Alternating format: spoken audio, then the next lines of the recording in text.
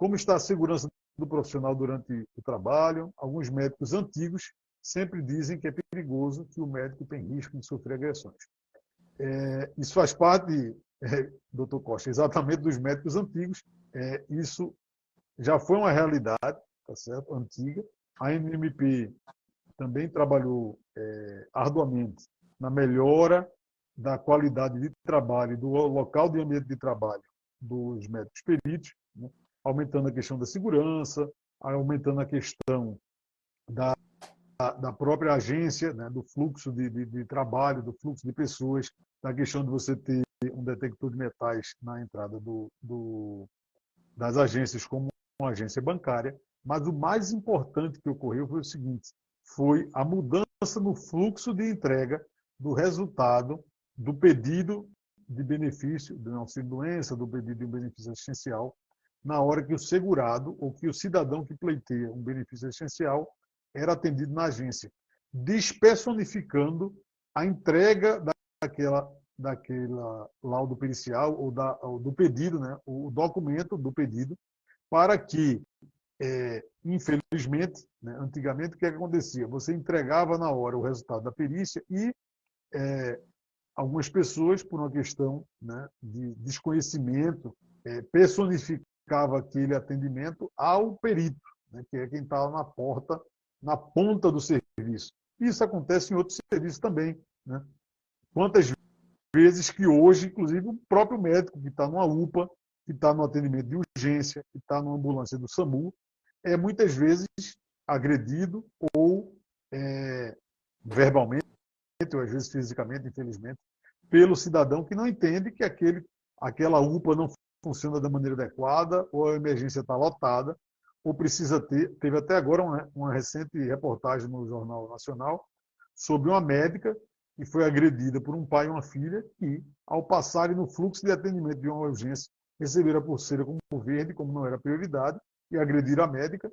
Isso impediu que a médica atendesse uma paciente que estava lá na emergência, e essa paciente evoluiu a óbito, e essas duas pessoas estão sendo processadas, né, criminalmente e civilmente. Então você veja, isso não é uma característica, isso é uma característica antiga. Hoje esses relatos nas agências do INSS são mais raros. Isso não está impedido de acontecer, como pode acontecer com médicos em uma emergência, num serviço público, como pode acontecer num banco, né? Então, às vezes, a população não entende, certo? Por uma questão de desconhecimento, de ignorância, ou às vezes de questões sociais. Você está lá estressado com a situação pontual e você termina descontando naquele servidor público, se for um serviço público, ou num serviço privado, você termina descontando porque a fila do supermercado está grande na caixa do supermercado, ou porque faltou um produto.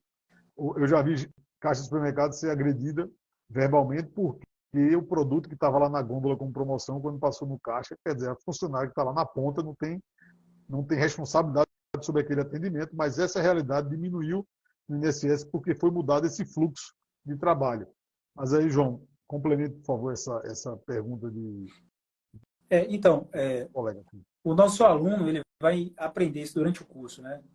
Eu acho que muitos pensam assim por desconhecer a legislação, né? Veja, a perícia ela não nega benefício, né? Nem concede benefício, tá?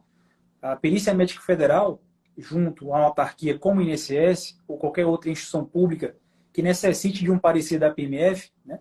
A gente emite um parecer vinculado à lei, tá? A decisão, né, de concessão ou não, no caso do INSS, de um benefício, é da autarquia, tá? Então a gente está ali para manifestar parecer, tá? E aí hoje o cenário, né, mudou, né? Hoje a gente tem o requerente, né, com acesso maior à informação, né? Então a gente já tem o INSS hoje, né, a Receita, a Caixa, com a plataforma digital, então, em que o requerente ali pode requerer o benefício, ter acesso ao laudo, ao comunicado de decisão. Então, isso melhorou o acesso à informação. Então, eu diria que situações hoje conflituosas são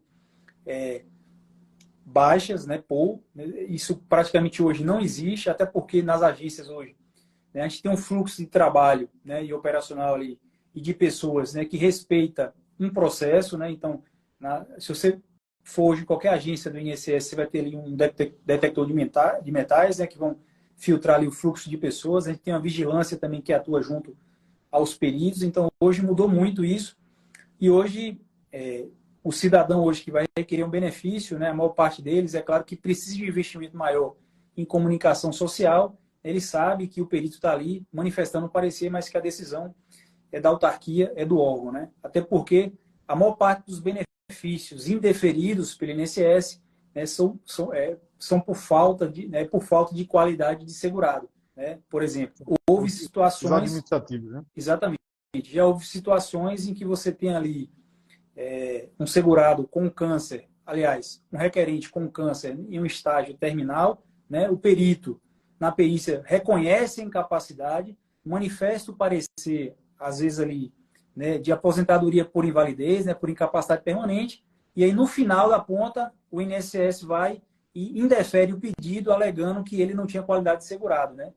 Então, hoje, o segurado ele tem acesso a esse laudo, né? E ele vê ali que o perito manifestou um parecer favorável, mas que ele teve o pedido negado pelo INSS porque ele não fazia a contribuição com a Previdência, né? Então, hoje, eu acho que mudou muito, né? Assim, tá claro ali para a maior parte da população que hoje a gente está emitindo um parecer, e com relação a essas situações pontuais aí, eu acho que não deve ser uma preocupação para o candidato, tá? Acho que a orientação agora é que faça a prova, né? E quando você ingressar no órgão, você vai se juntar à melhor carreira ali do Serviço Público Federal.